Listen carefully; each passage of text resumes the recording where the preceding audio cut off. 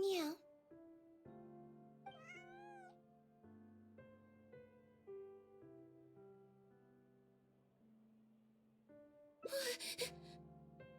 Oh, it's you. 1 second. Now activating chat mode. You made me jump there. I thought they'd finally caught me. Well, my heart rate did. Jumped up a little, I mean. Objectively speaking, the trouble was entirely of my own making. Half an hour ago, I was at Hotel de Boer for a drinks reception. It was to celebrate the successful opening of a show, but it was draining my energy. So, I waited for the right moment, then snuck away so I could switch to standby mode. Probably because I'm playing the lead role in the show? Is that so surprising? I'm always getting invitations to do solo performances. I just usually get Linny to write back and turn them down. But then came the Fontanalia Film Festival. We took all the kids from the House of the Hearth out to see a film, and after it finished, they all started clamoring for me to try out acting for some reason. Even Linny was chanting along with them. Anyway, it just so happened that a director called Mary had sent me an invitation right around then. I'll spare you the details, but basically, I ended up accepting it. Yep, you nailed it. I'm playing the role of a puppet. In fact, the show's called The Lost Puppet, and it's a masked mime show. So I don't have to do any facial expressions or say any lines. Literally just a series of physical movements. The director says it's a very avant-garde art form. Art is not comprehended by the mind, but felt in the heart. At least, that's what the director says. Anyway, if nothing else, the opening performance seemed to go down well.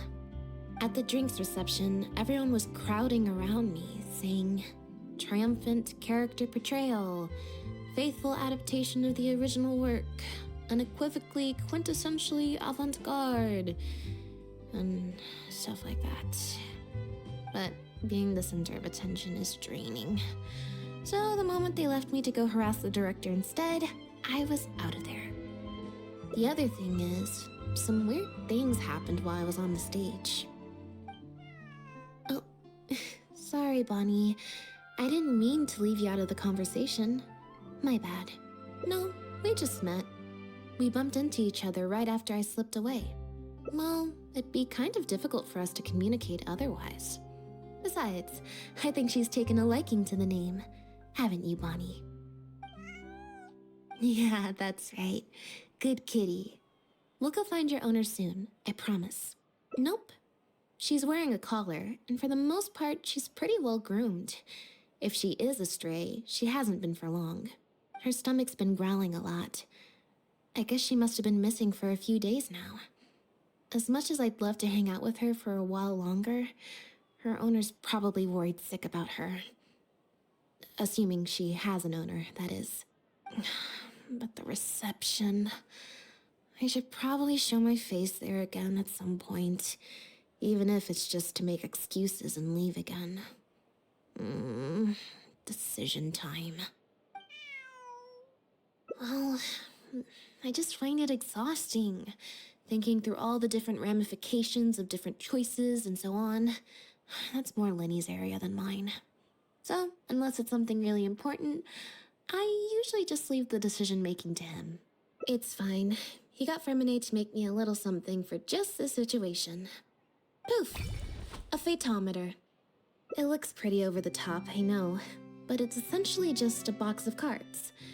He kept the design simple so it'd be harder to break. The way it works is, I pick a card at random, then look at the number on the card. Well, for example, if the number on the card is 5 or higher, I help Bonnie find her owner. If it's less than 5, I go back to the reception. I just have to believe in the bond between me and my cards, and my fate will reveal itself to me in numerical form. At least, that's what Linny said. Anyway, I guess I'll give you a demonstration.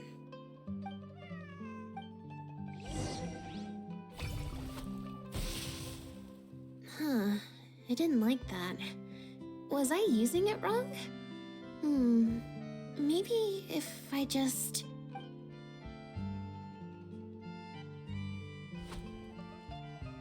Clearly, there's some design flaws to iron out. I'll have to let Fremine know. Let's see...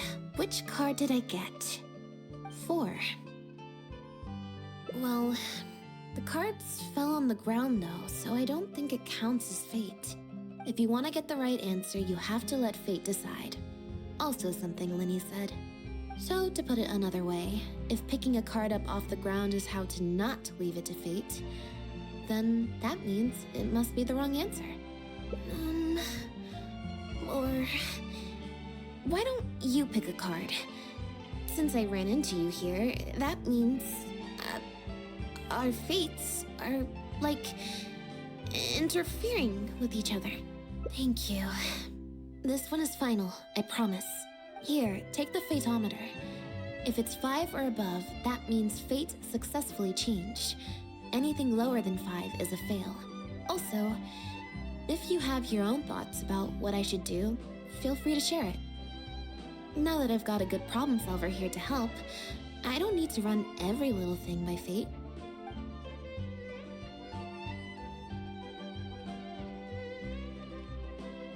Alright. Then let's see where fate will lead me.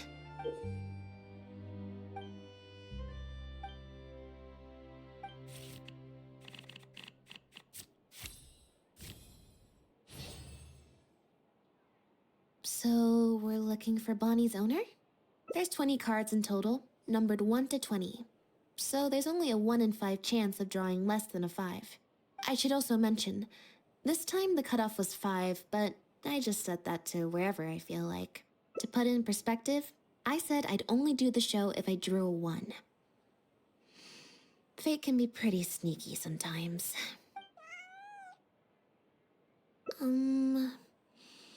I think I'll go to the Steambird and see about putting an ad in the paper. You want to come along? I think Bonnie wants you to come with.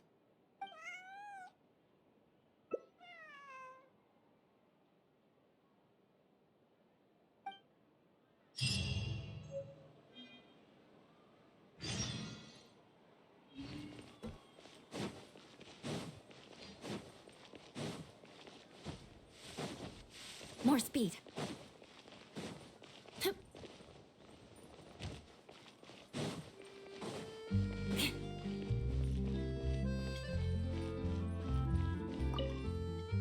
Every stupendous day starts with a Steambird.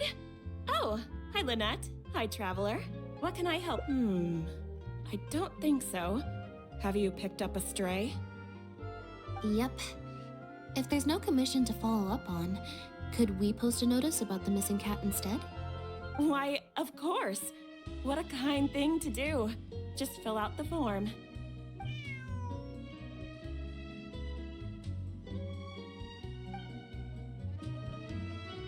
Well, we've registered you as missing.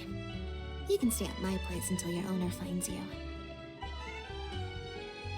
Also, I just wanted to say thanks for keeping us company for so long. Well, I should probably head back to the drinks reception. Hopefully most of the people have left by now. If you've got some time, you should stop by my place tomorrow to see Bonnie. There's a nice cup of tea in it for you. Alright, see you then.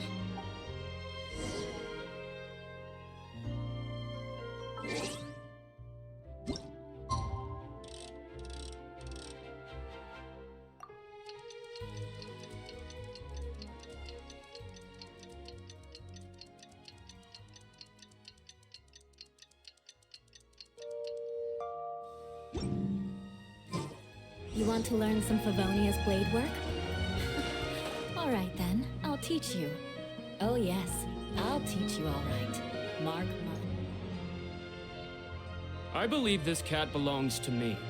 I already told you, this isn't your cat. Just take a breather, you two. Oh, you're here. As you can probably see, you'll have to take a rain check on that tea I promised you. At least for now. This is my friend's cat. He's preoccupied with some important business, so I came to retrieve her in his stead.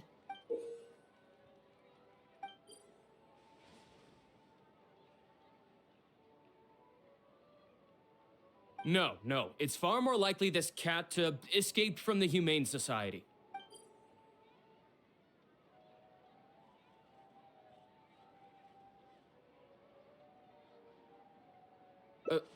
Bonnie? That's the name I've given her in the meantime.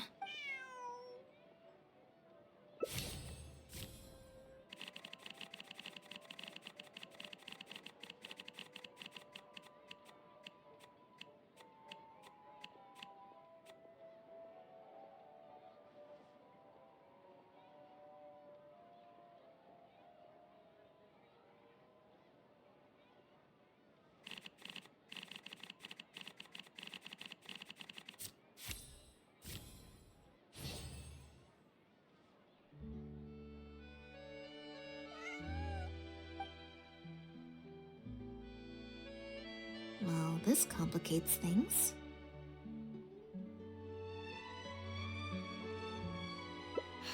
I told you before. This is my friend's cat. It's normal for her not to trust me. Listen, I'm the director of the Humane Society, okay? We've got so many strays, dogs, cats, you name it. I'm not even the one feeding them most of the time. You can hardly expect the cat to recognize me. She just looked somewhat familiar, so I came to check, just in case. If she turns out to be one of ours, I'll take her back. Simple as that. Even if that's not the case, the Humane Society could still take her in, if no one else comes to claim her, that is. We're an organization that specializes in rescuing and sheltering stray animals. We've been in business for several decades now. I'm Bernard, the current director. The Humane Society. Huh. The name sounds familiar. I remember hearing good things. You're the one in the Quartier Lyonnais? Yes, that's the one. Anyway, if it turns out I really am mistaken, I suppose that means the cat belongs to this lady here. She would be the only remaining option after all. It belongs to my friend. Go on, Bonnie.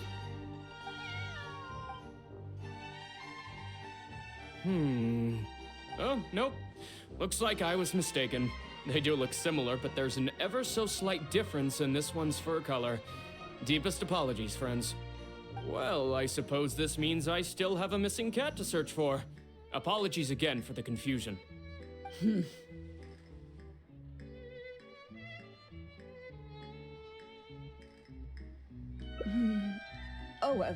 Yes, exactly. Wait a second.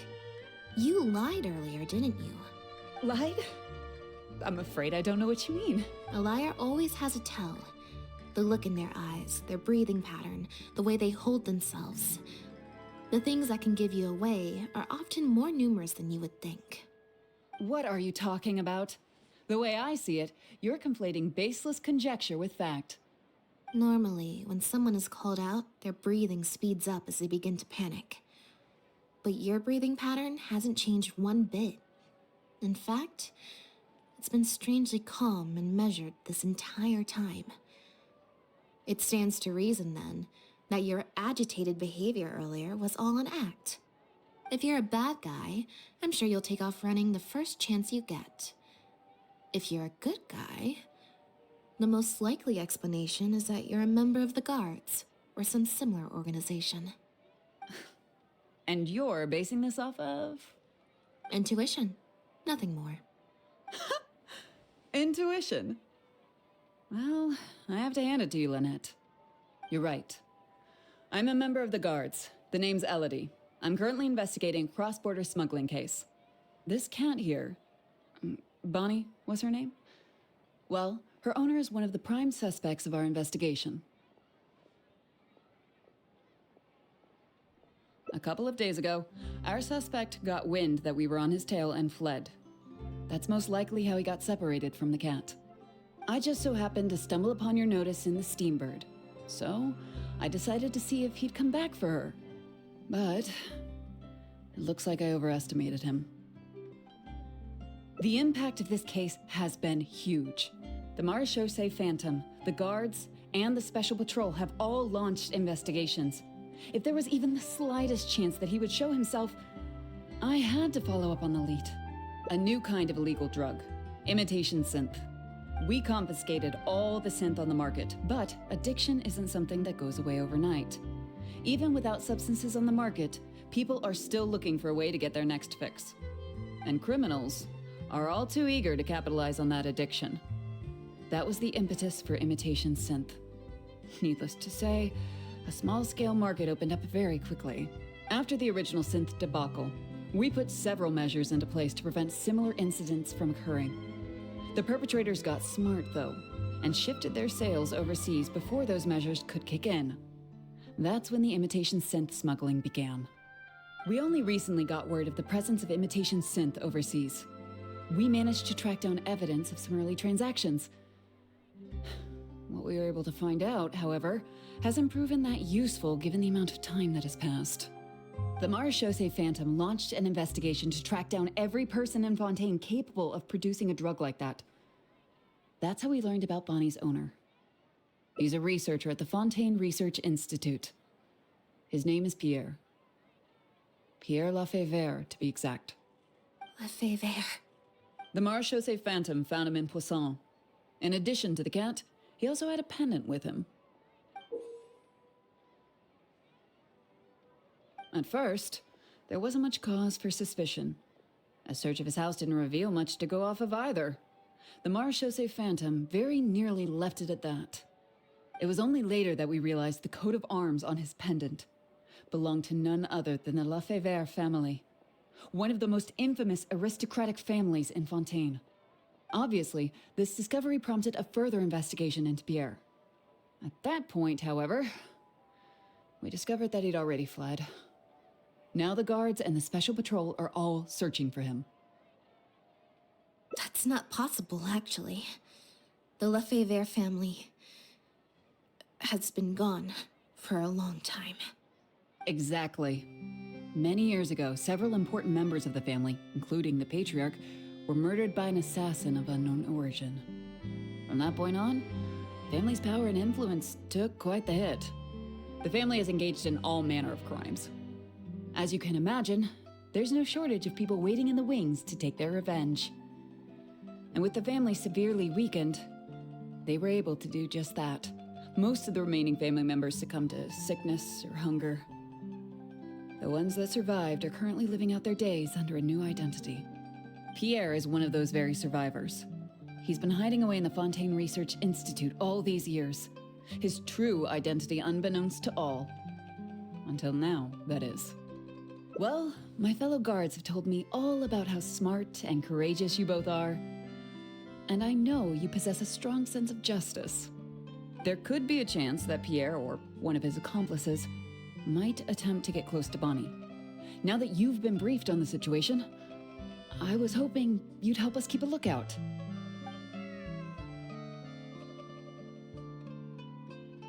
If I take Bonnie back to the guards with me, there's no way Pierre will try and come for her. Not even the most daring of criminals would attempt something like that. I have to admit, I'm not holding out too much hope that Pierre will come back for her. But if there's even the slightest chance, then it's worth a shot. Well, I've got some other leads to follow up on. If Pierre does appear, please contact me right away.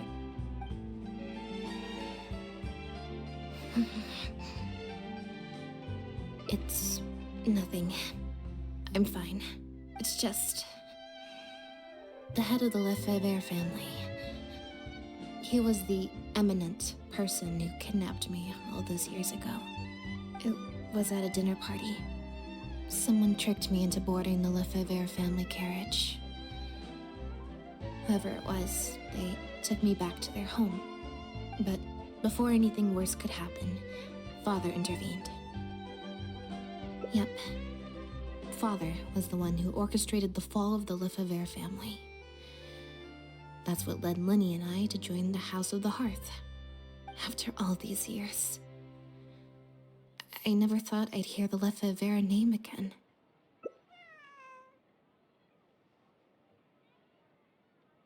Don't worry about me. I wasn't feeling sorry for myself. I was just thinking about Lenny. He's been acting strange recently. He avoids me for days on end, consumes himself with some secret investigation, and then out of the blue pushes me to do that acting job. Thinking about it now, it's almost like the one I drew from that deck of cards was part of his plan all along. He must have asked Fremine to help him out. In any case, I know he's hiding something from me. He's really pulled out all the stops this time. It's very possible. I'm sure he tried to send me away because he was afraid it would bring up some painful memories for me. It wasn't necessary, though. Even after all these years, he's still as overprotective as ever. You'll have to help me teach him a lesson if we run into him along the way. Yep. I want to head to the Fontaine Research Institute to learn more information about Pierre. Just let me activate search mode and then we'll head out. Who knows? Maybe we'll run into Linny along the way. A little bit of both, perhaps. For the most part, though, I just have the sense that something's not right. Something isn't adding up about Pierre's story. I'm just not sure what. Okay, I'll write a letter explaining everything to the crew. Once that's done, we can head out.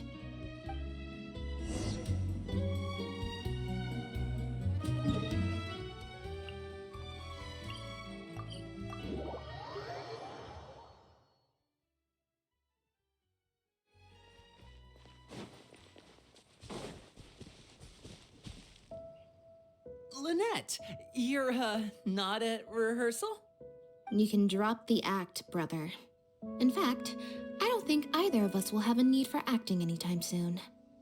You should know better than to try and keep something from me. You've never been able to do that, even when we were kids. And that's why I tried to distract you with the masked mime show. But I guess you're just too good. Care to introduce us to your new assistant? This is Officer Shovras, captain of the Special Security and Surveillance Patrol. You may have met her already. Nice to see you. I should clarify something. Mr. Linney's here at my invitation, not the other way around. To borrow your expression, Miss Lynette, I suppose that would make him my assistant more than anything. We've brought on Mr. Linney as a consultant in the past. He was instrumental in helping us crack a case involving a perpetrator who used magic tricks to commit crimes. I was hoping he'd be able to provide some valuable insight this time around as well. So you've heard everything then? That's exactly why we're here. There's always been questions surrounding the fall of the Lefebvre family. Some people even believe the House of the Hearth was involved. Whoever was behind it all was extremely cautious. They didn't leave a shred of evidence. This very fact, however, leads me to believe it was indeed the work of that harbinger. I took a look at the entrance and exit records of all the carriages that night. Let's just say it wasn't hard to deduce that there's ill will between you two. Don't worry, I don't have any evidence to that effect, and I certainly don't plan on going to bat for such a despicable family. Plus, you were victims back then more than anything. I sought Mr. Linney's help with the smuggling case. Nothing more.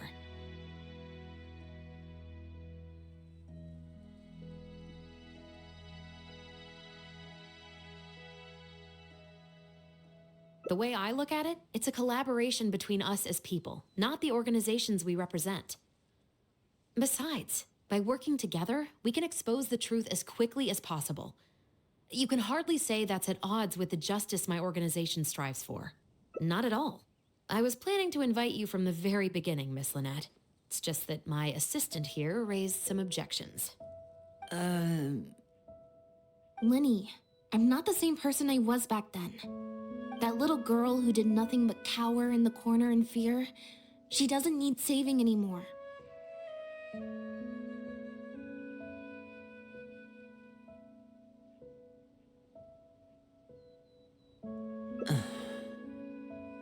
I'm sorry, Lynette. You're right. I let my concerns get the better of me. Oh, and the next time you want to distract me, you should try a different approach.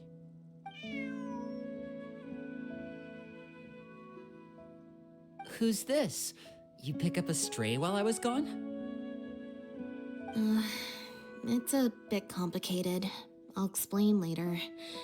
Anyway, her name's Bonnie. Well, if there are no objections, then I suppose the only thing left to say is... Lynette, Traveler, welcome to the team. It appears the Lefebvre family was very particular in their use of insignias and emblems. The family would use different emblems to mark differences in status, blood relation, and the like. In fact, the insignia that was discovered on the pendant was used to represent an illegitimate child.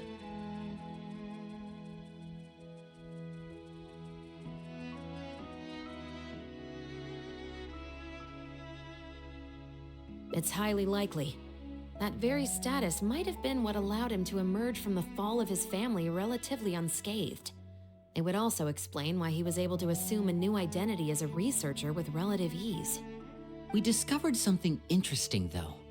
After talking to some of his co-workers, it appears he pretty much works at the Institute in name only. He's practically been cast out.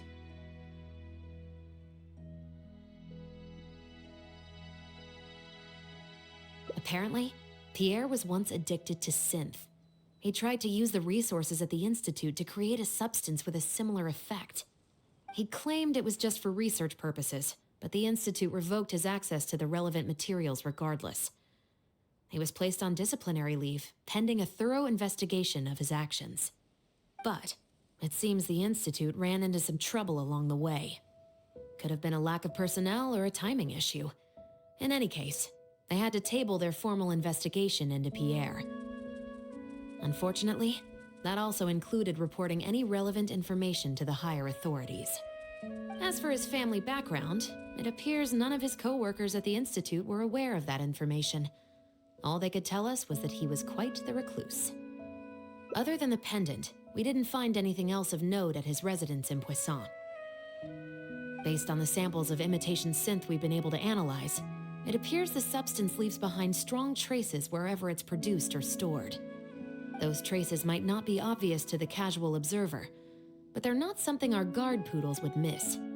Pierre's home, though, came up completely clean. We didn't find any records indicating possible involvement in overseas transactions either. So, the Marechaussee Phantom didn't view him as a major suspect at first.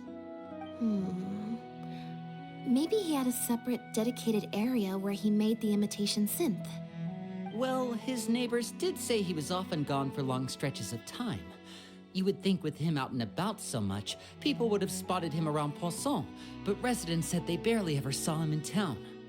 If his reclusive nature was just a matter of keeping a low profile, I guess it would make sense for him to have a secret base to carry out his business.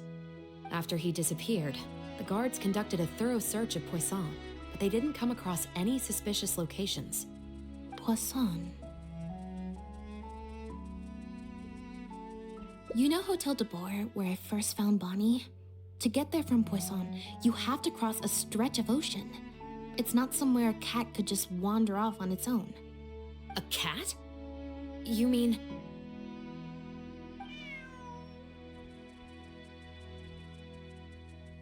Bonnie is Pierre's cat.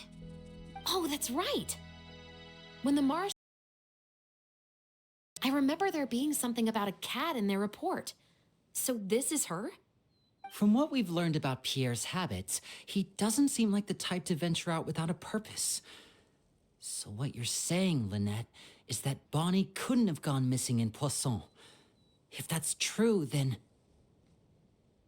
Exactly. Bonnie might even know where it is. Wait, you think the cat can lead us there? But she's not trained like one of our guard poodles. How is she supposed to understand what we want her to do?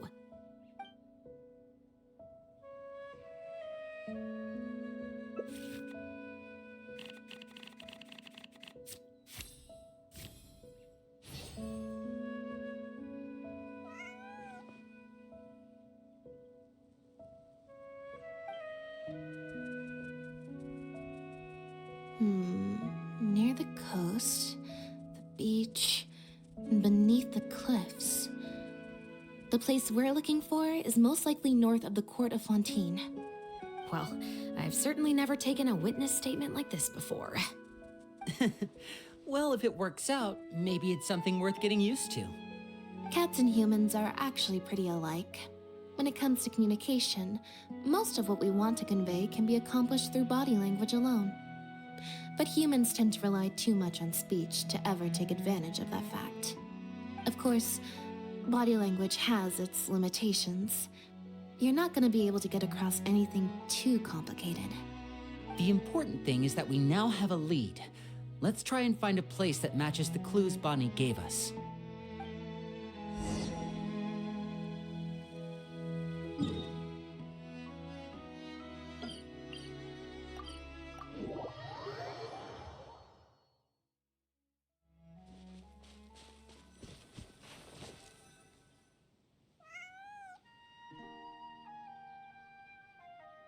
Seems like Bonnie is trying to take us somewhere.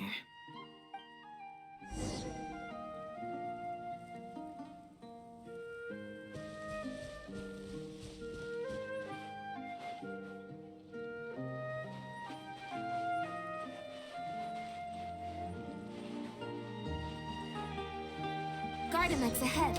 Look out! Shine down. Think you can bully me? Yeah!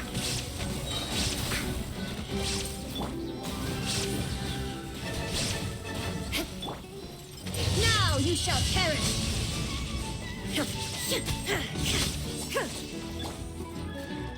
I condemn you!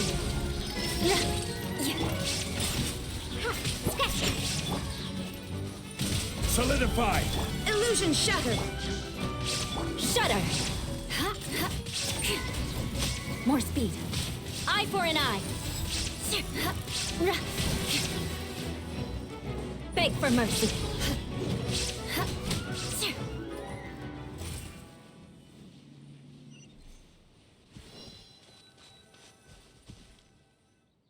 Wow, Lynette, you found this place so easily. If I thought there was any chance you'd say yes, I'd recruit you into the Special Patrol here and now, no questions asked. Sounds familiar. I pretty much receive letters daily from people trying to poach her from me. Let's just focus on our search. There's a lot to investigate.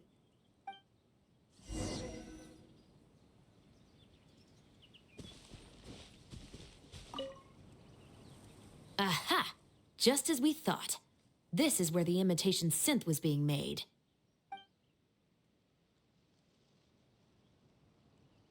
Looks like he's got more than just imitation synths stashed around here. In addition to the raw materials needed to synthesize the substance itself, there's a large quantity of cleaning agents and a few drugs I haven't been able to identify. These cleaning agents are likely used to dispel traces of the substance, like its smell. The Special Patrol did some digging into imitation synth. Our records indicate that it's very difficult for ordinary people to detect traces left behind by the stuff. I'm sure that was the case for Pierre as well.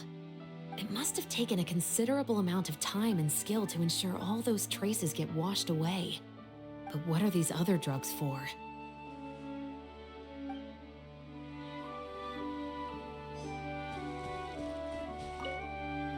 The material these bags are made of, it's quite rare. It's the very same, actually. Romaritime flower fiber. But there's something special about the composition of these bags. I took a closer look, and it appears they're not only waterproof, but also corrosion and leak resistant.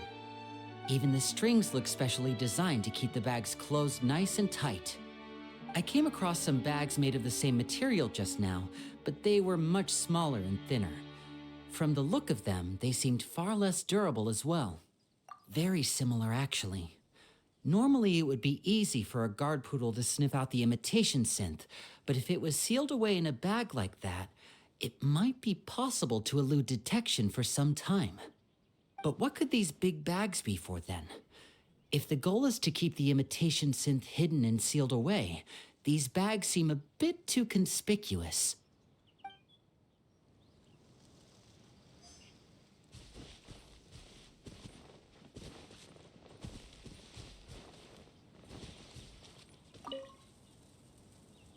When the Marechaussee Phantom searched Pierre's house, there was no sign of these barrels, right?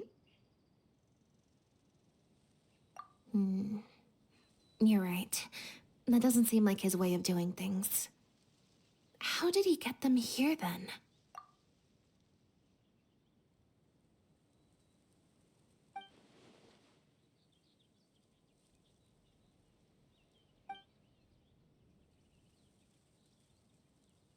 Only the lower halves of the barrels appear to have been submerged in water. Based on the various ingredients we've found, this appears to be where Pierre was cooking up his imitation synth.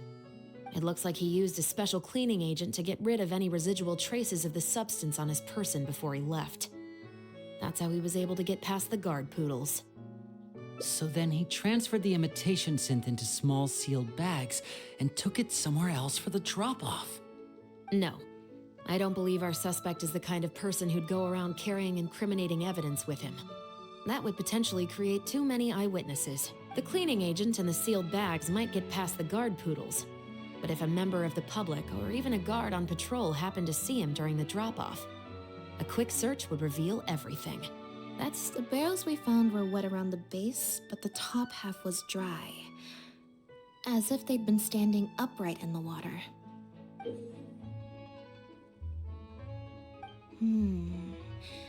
If you put a barrel in the water, it will normally float on its side. Unless it's heavily loaded, in which case it'll sink.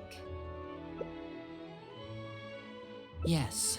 With flotation rings around the body of the barrels, they'd stay upright in the water. And then he could afford to load them more fully. You think he used floating barrels? I suppose if he acted at night, when there are very few other boats around and visibility is low, it's a valid theory. We can't rule it out. But then, wouldn't the barrels be carried off by the waves or the currents? How would the person doing the pickup know where to look? Traveler, can you come take a dip in the sea with me? I have a feeling that somewhere down there, we might find some rope.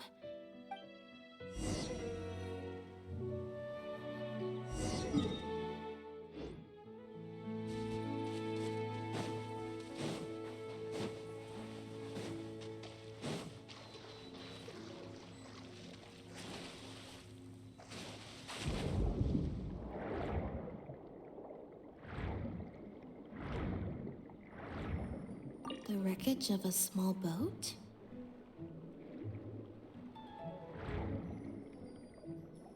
This isn't the place.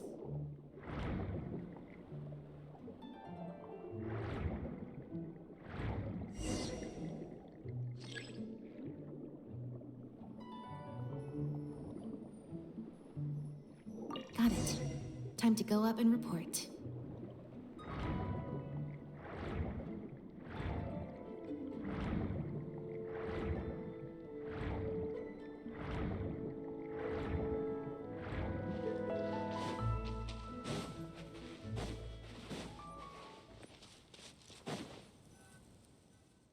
As expected, we found a few pieces of rope and some anchoring stones underwater.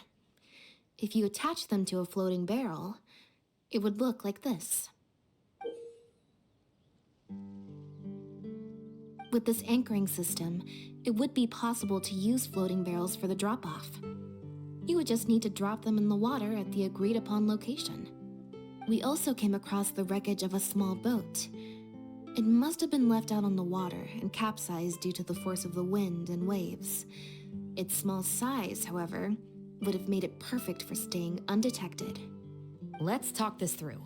Based on the evidence we've collected, it seems like Pierre would row a small boat out to the agreed-upon transfer point, drop off the barrels, leave, and then row back and retrieve them after the transfer was complete.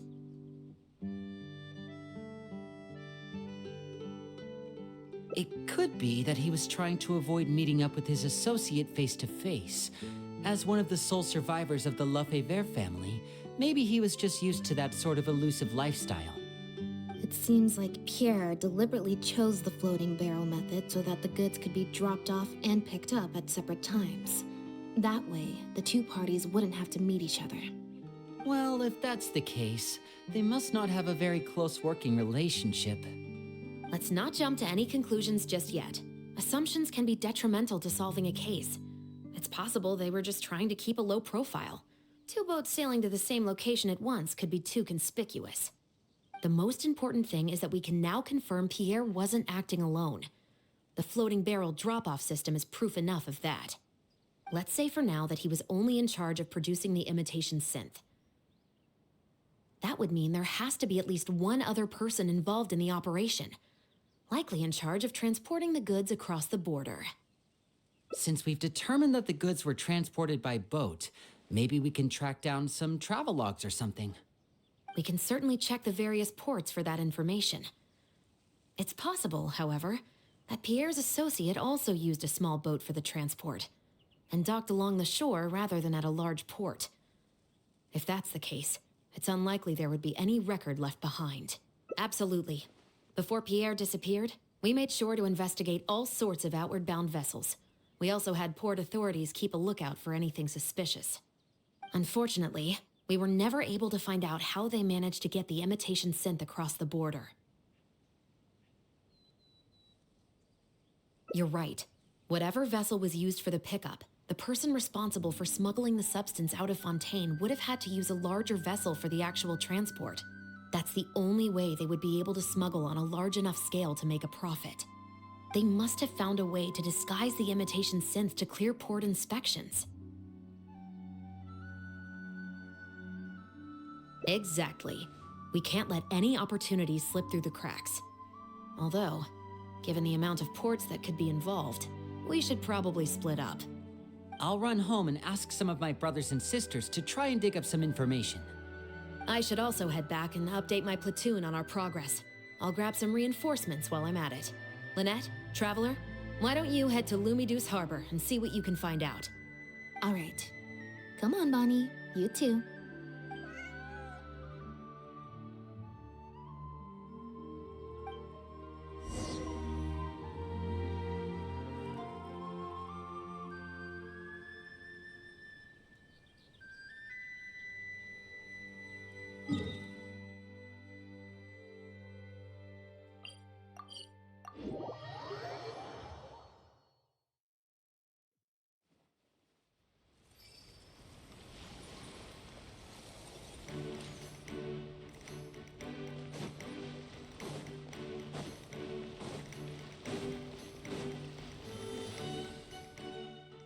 Oh, Lynette, Traveler. And Bonnie, too. What brings you all here? Did something happen?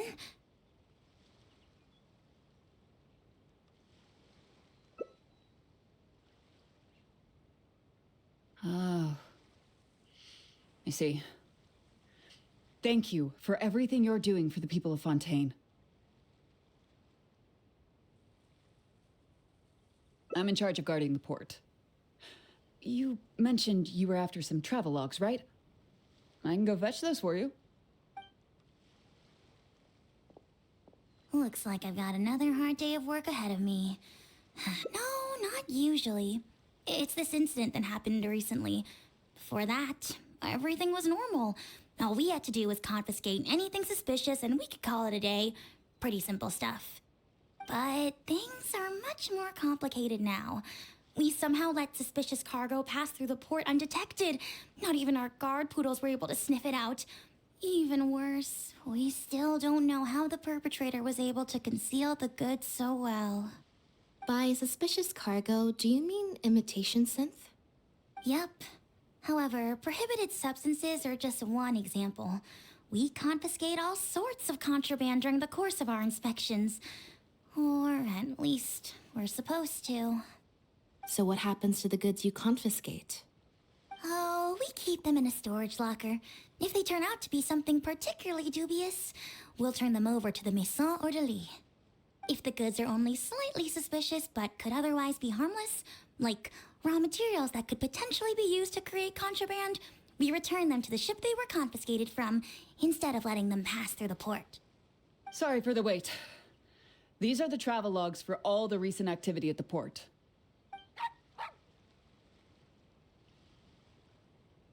Oh, you brought Gerard with you. Actually, he followed me here himself. It's like he smells something on me. Huh. I wonder why Gerard is reacting to you two so strongly. Huh? We were so careful not to touch it, but we still ended up with traces on us. If it leaves a residue so easily, I just don't understand how the culprit was able to disguise the goods at all. Why don't you have a look at the travel logs first? All ships coming in and out of the port are recorded here, except for the ones the port authorities ride to and from work.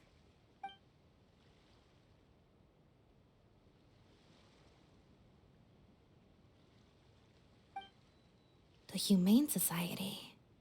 Their name is all over the exit logs. The purpose for leaving is always listed as overseas adoption.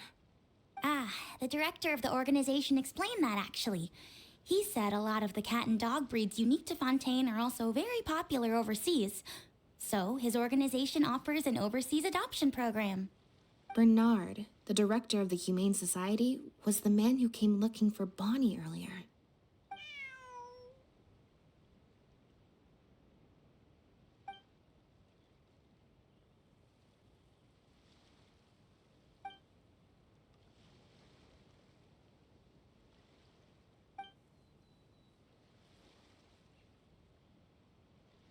Have you figured it out too, Traveler? The way the criminal disguised the goods? When Bernard asked to take a closer look at Bonnie, he was actually checking whether there was any imitation synth in her stomach. Wait, what? The sealed bags we found at the secret base. They were specially made to be corrosion resistant. And there were gaps around the lids of the barrels, and airbags were used to keep them upright in the water. Those drug Shivers found at the secret base. She most likely didn't recognize them because they're not used on human beings. It's an anesthetic used on pets. The perpetrator must have given it to the animals. Pierre must have made the animals swallow the sealed bags full of imitation synth at his secret base. Then he stuffed them into floating barrels and left the rest to Bernard. The sealed bags combined with an animal's body odor would certainly be enough to mask the scent of imitation synth. During our inspections, we would have never thought to inspect the bellies of those animals for anything suspicious. Even if we tried to feel around for something, I'm sure it would be difficult to detect. Exactly. I bet Bernard even transported animals with synth in their stomach alongside ones without. That way, it would be even harder to say with certainty that something was amiss.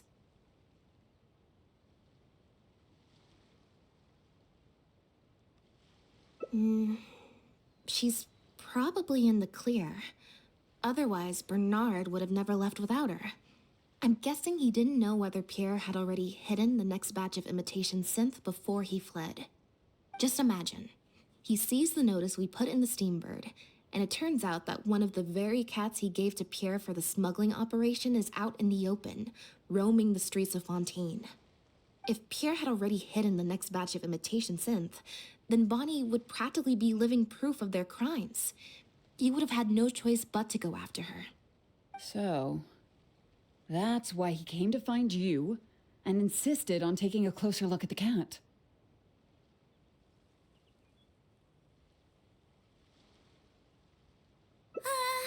Wait a second, I'm a little lost here. I get the part about hiding the substance in the pets, but those, what did you call them again? Floating barrels? Why even put the animals in there in the first place? If you've got something as convenient as a floating barrel, why not just stuff it with the imitation synth directly? Why not wait to hide the stuff until after the exchange has been made? In order to make sure the animals could swallow the sealed bags, they made them extremely thin. Had they not done that, the animals would have likely bitten or chewed through them.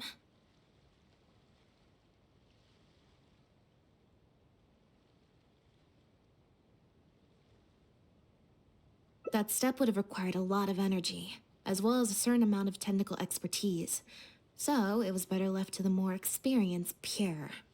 We've already proven how easy it is to pick up trace amounts of imitation synth, so I'm sure Bernard was taking all the precautions he could to avoid the same fate. Okay, then let's head to the Humane Society right away and bring that guy to justice. I'll bring a Gardamek to speed up the process.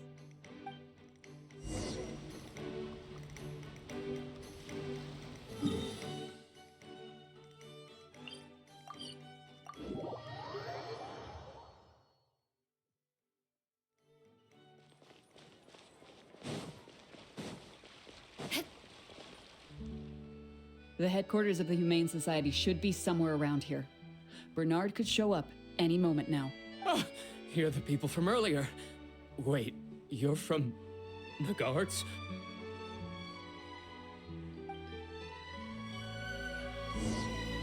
After him!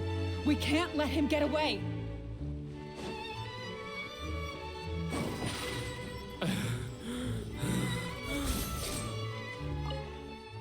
Give it up, Bernard. Mercy, have mercy. I'll talk. I'll tell you everything I know. The Humane Society has done so much good over the years, and yet you have committed such an atrocious deed in its name. Look, I didn't have a choice, okay? My father cared about those blasted animals so much, he didn't bother to take care of his human wife and son at all. While those animals were showered with love, I lived worse than a dog. No one asked. Tell me, how did you first get to know Pierre? Well, after I took over the Humane Society, it gradually became harder and harder to maintain its operations. Until one day, someone suddenly passed me a letter. It said that I could stand to get a large sum of money as long as I helped them to transport some animals abroad. It was only after a few such transports that I finally understood what I was really transporting. But then, Pierre wrote to me, saying that we were already partners in crime and that I better keep cooperating with him if I didn't want to be reported to the guards.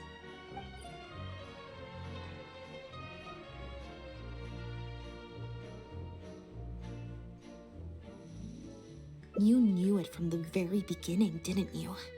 The reason why you had to go through so many steps just to transport some animals. I'd suggest that you confess everything right now if you don't want to add anything else to your list of crimes. Yes, officer. I would order wooden barrels and flotation devices according to his instructions, and then load the sleeping animals onto a boat.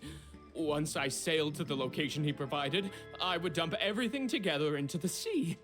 And a few days after that, I'd come by again in my boat and pick up the animals sleeping in the barrels. Once I had received enough of them, I'd bring them to the harbor to be adopted abroad. That guy, Pierre, he was running the entire show.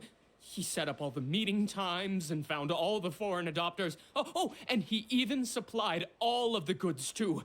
I just did the transport. He was the one who planned out and executed everything else. Look, I don't know, okay? I've never ever met him in person. We've only ever communicated through letters. And when did he send his final letter to you? Just last night, he said that the Marechaussee Phantom is now after him, so he's planning to go into hiding for some time. He didn't mention where he's thinking about going, though, but he did tell me to look out for the guards. It's been a few days since Pierre's last appearance. I'd wager that he sent that letter after he found his hiding spot. I burned them. It was on his orders. I had to burn every letter after reading them. I wasn't even allowed to share them with the rest of the society employees. Sure sounds like you're trying to use the lack of witnesses or evidence to pin the blame on Pierre. No, I swear, this time I'm only telling you the truth. Well, we can check the truth of your statements at the Opera House. I hope you know what'll be coming for you if I were to find any discrepancy between the evidence and the testimony you just gave. I know, I swear I was just telling the truth. My thanks to you both. Had it not been for you, I really don't know what would have happened to this case. Bonnie helped, too. That's true. It was all thanks to her that Bernard was finally exposed.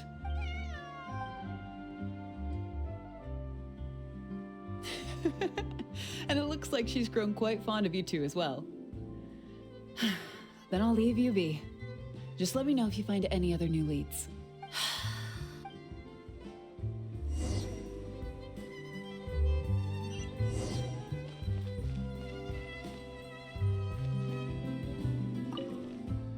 Now behave, and follow me to the interrogation room. Ow, that hurt. Ow!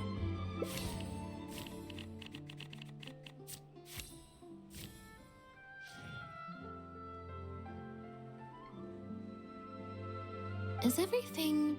I still feel like the relationship between Pierre and Bernard is not as simple as it appears. Also, I've had this strange sense that something's off the entire time we've been on the case.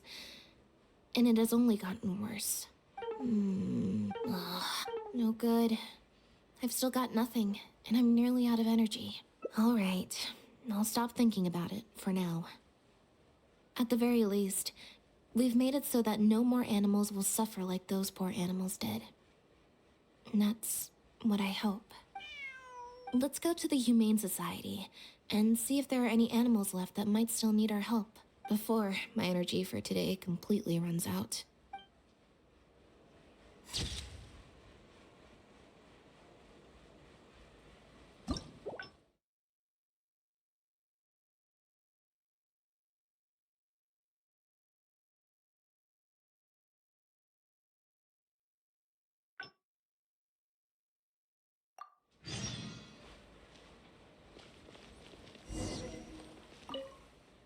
Now behave and follow me. That hurt.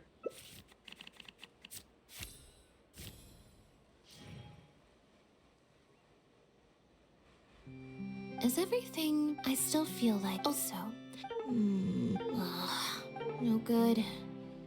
All right. Let's go to the Humane before my...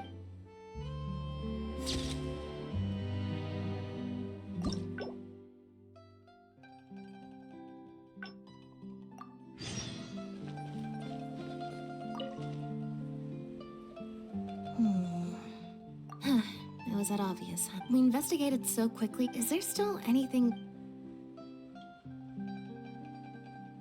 Well, we've just...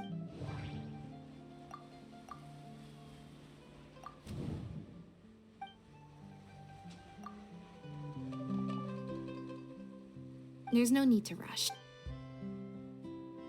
Bernard claims...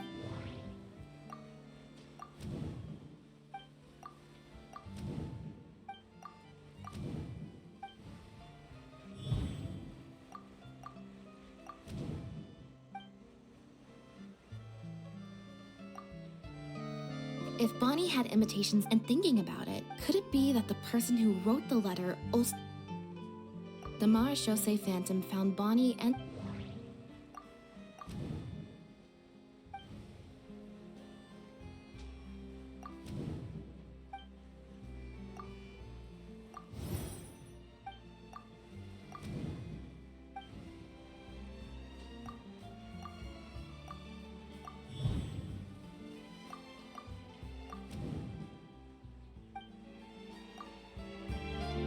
Why would he leave such an obvious...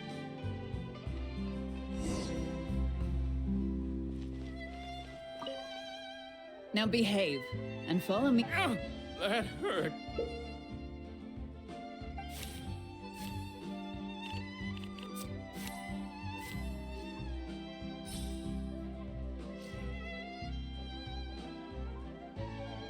Is everything I still feel also? No good. I've still... All right. Let's go to the Humane before...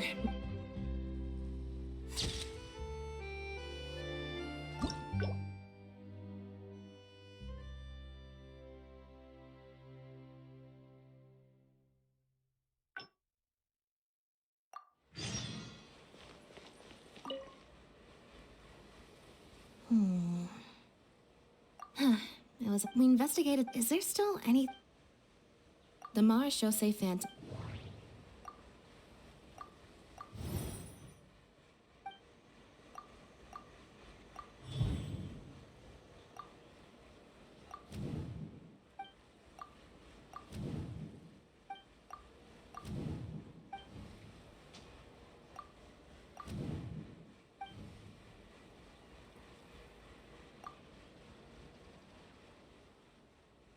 There's no need to rush.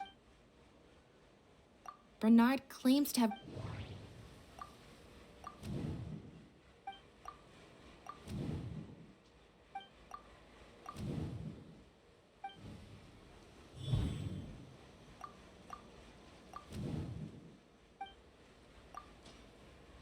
If Bonnie had imitated and thinking about it, could it be that the...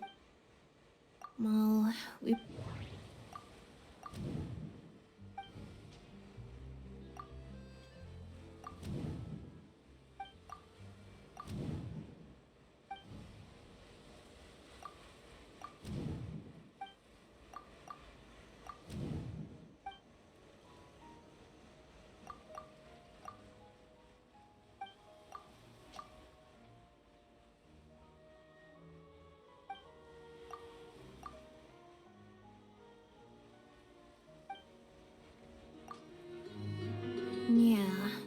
According to Bernard, Pierre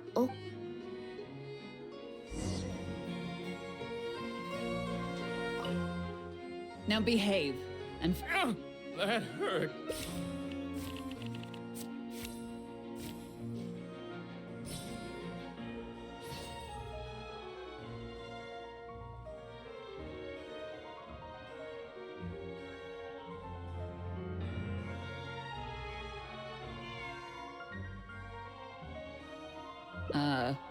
is there something else you need from me, Traveler?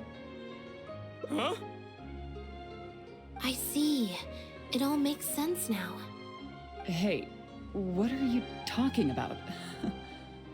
Look, even our confessed criminal here has no idea what you're saying. Because he has been kept in the dark all along.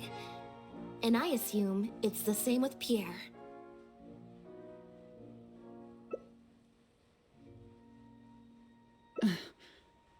That never quite added up for me.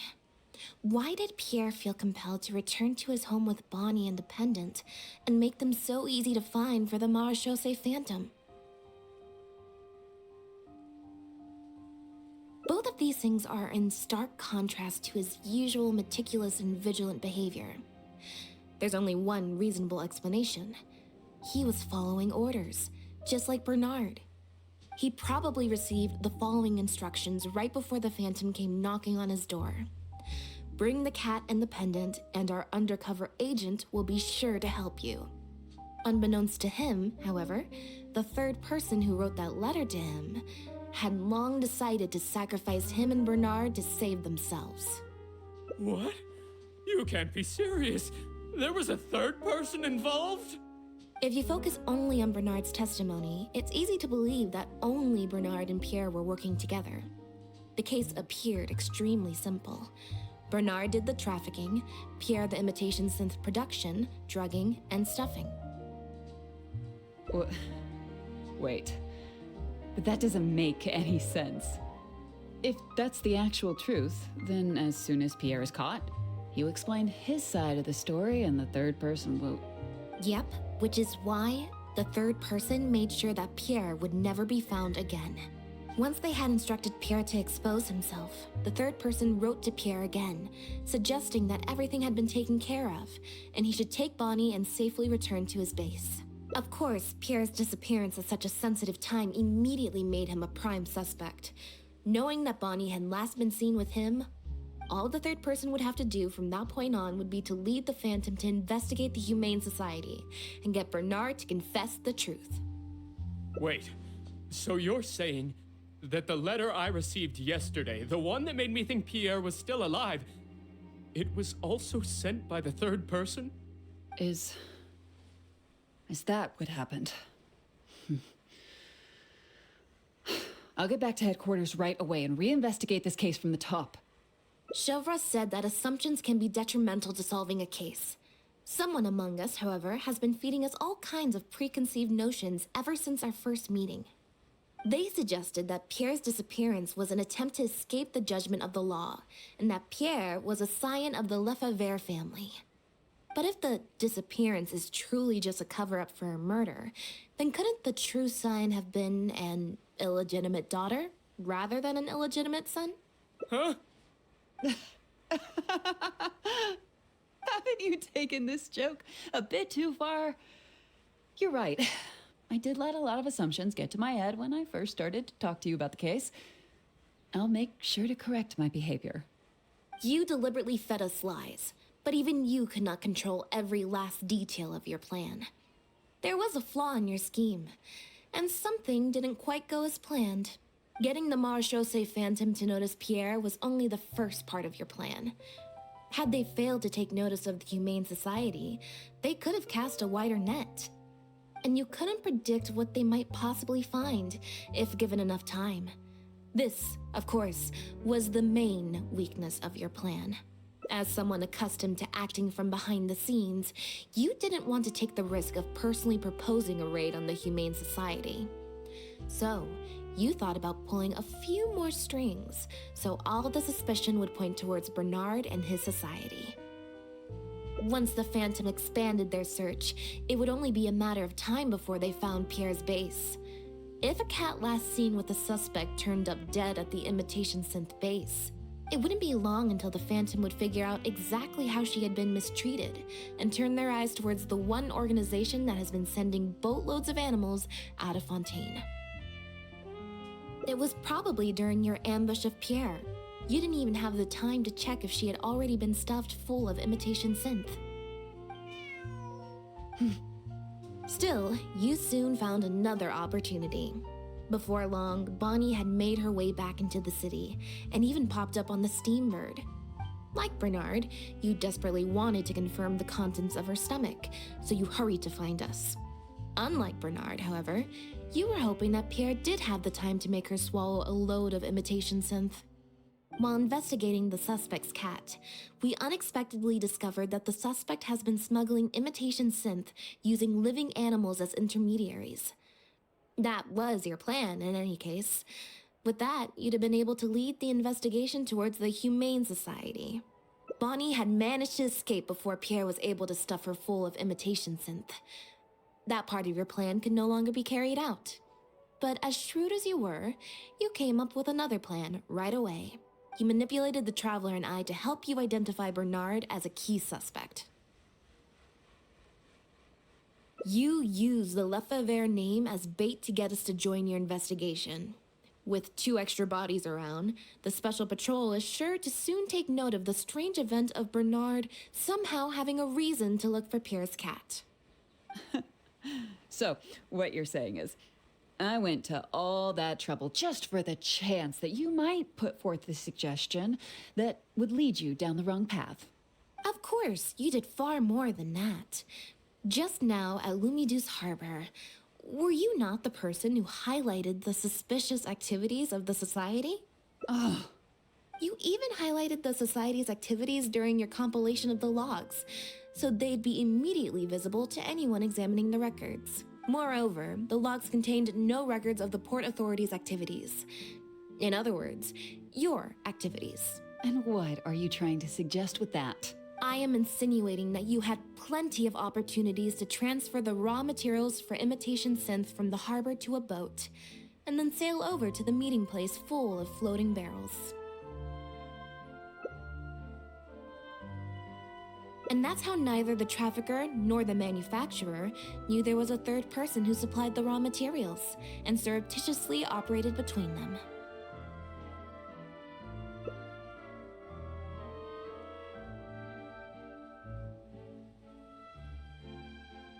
Pierre manufactured imitation synth using the raw materials you provided, stuffed the animals, and placed the animals back into the barrels.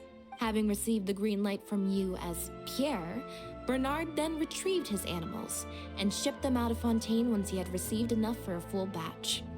This is the truth behind your smuggling ring. I can't believe it. I never put 2 and 2 together.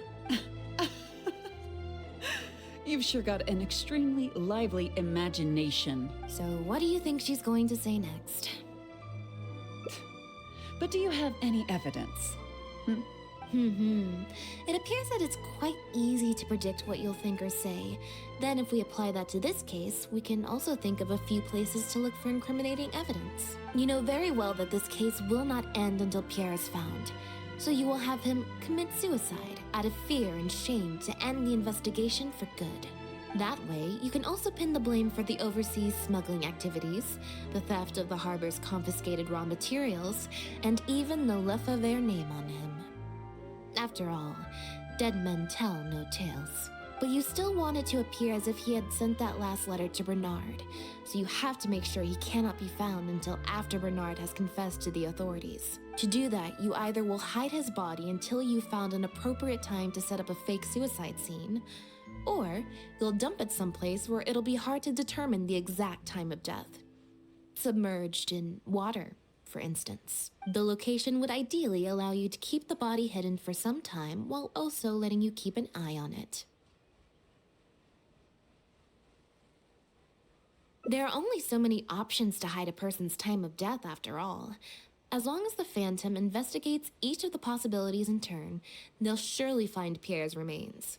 Especially since As the prime suspect who will now be taken into custody, you will no longer have the time to move him or set up a fake suicide scene to cover up the murder. How absurd. And on what grounds will you order my arrest? Don't think for a second that your spouts of nonsense will amount to any kind of real argument. After all, I'm... Elodie Lefebvre!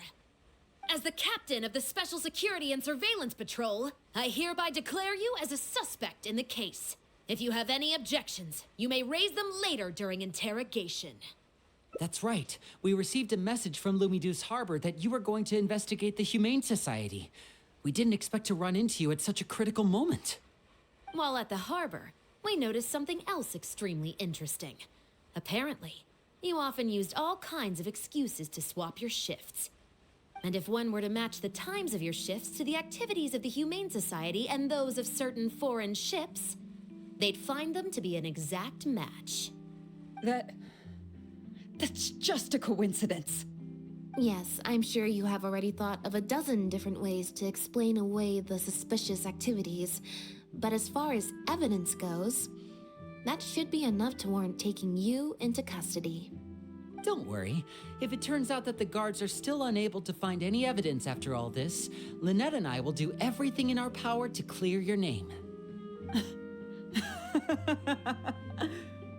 Although judging by her reaction, I assume no follow-up from us will be needed. The Lefebvres were infamous for using disguise and infiltration to achieve their goals. Who would have thought that they would have planted someone within the guards? Judging from the timeline, they likely arranged for you to enter the guards before the fall of the clan. But they probably didn't expect you to turn it to your advantage and use your job to save yourself during the purge. Not only that, but you actively participated in the interrogation, arrest, and judgment of the Lefebvres during their fall, thus clearing yourself of suspicion. You brutally and cruelly abandoned your allies as soon as they outlived their usefulness, just like a lizard cutting off its own tail in order to live. You've been doing this for years. So you played me like a fool after all? Ah!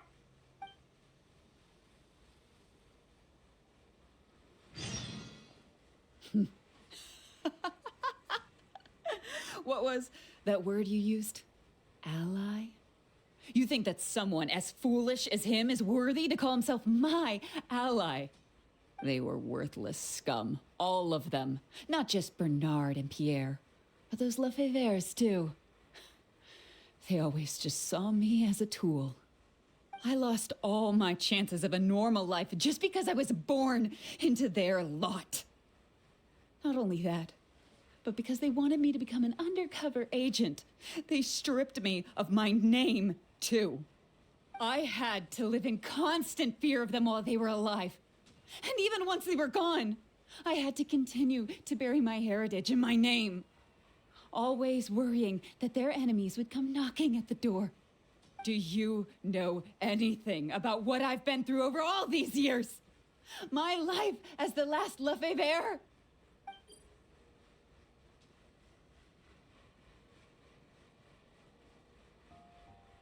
I don't, and neither do I care. Are you for real? Aren't you a Lefebvre victim too? Elodie, you're the only one still living under the shadow of a name. That's enough. Keep your hands where I can see them and do not resist arrest. If you have more to say, save it for the interrogation room. What a joke. What a joke! Hey! Don't come any closer. What's that? Know what this is? I've secretly planted loads of explosives in the Humane Society. Just one step closer and whether they're cats, dogs, or just unlucky human employees, they'll all be blown up into smithereens. Surely you bunch of goody two-shoes won't let that happen, right?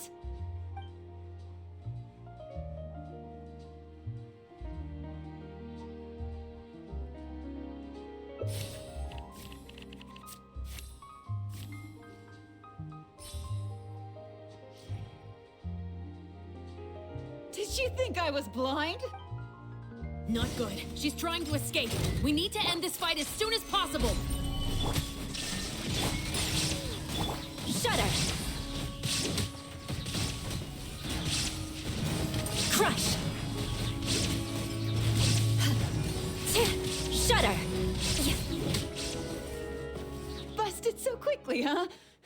Good thing I've already bought enough time to escape.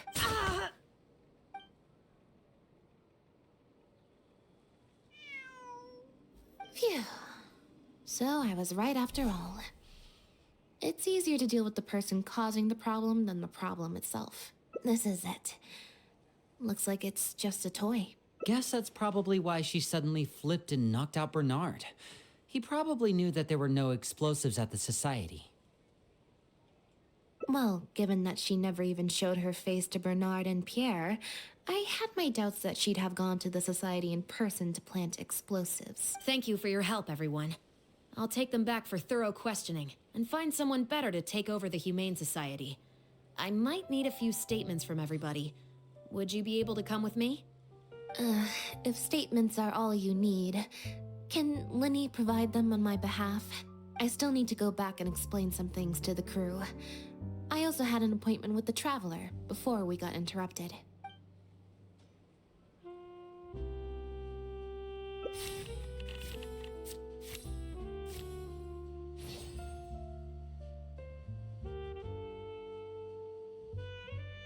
Ah, so you do remember. Yes, I invited you to come over to our place. Once I'm done talking with the troupe, I'll make a nice cup of tea and bring Bonnie to wait for you outside of my door.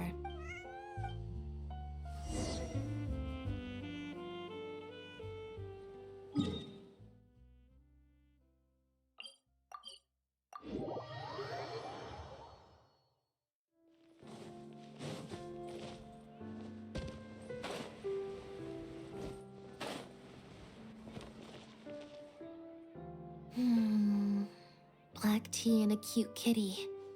Truly the best combo for standby mode. Want some?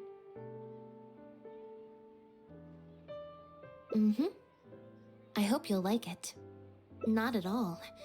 Information is indeed very important, but if you were to try to collect every piece of information you come across, your efficiency would actually decrease. Plus, if you just think about it, what sounds more fun? Writing a statement or enjoying a tea party? Great answer. That'd be my pick too. Had we not run into that case, we could have spent the entire day like this. But now I'm running low on both time and energy. You're right. I can sense it. I'm recharging very quickly at the moment. Something about her rubbed me the wrong way since the very beginning. But to be more precise, it was probably around the time when I saw Bonnie try to get away from her. Elodie tried to get close, but Bonnie deliberately dodged her. Maybe Bonnie had tried to evade her before at Pierre's base. Or perhaps Bonnie just instinctively knew that she wasn't a good person. Not everyone who likes cats is a good person. But if cats like you, you're probably alright. Humans tend to overthink things, but cats rely on their instincts, and they're pretty sharp. I mean, just look at Bonnie. She took a liking to you the moment you met.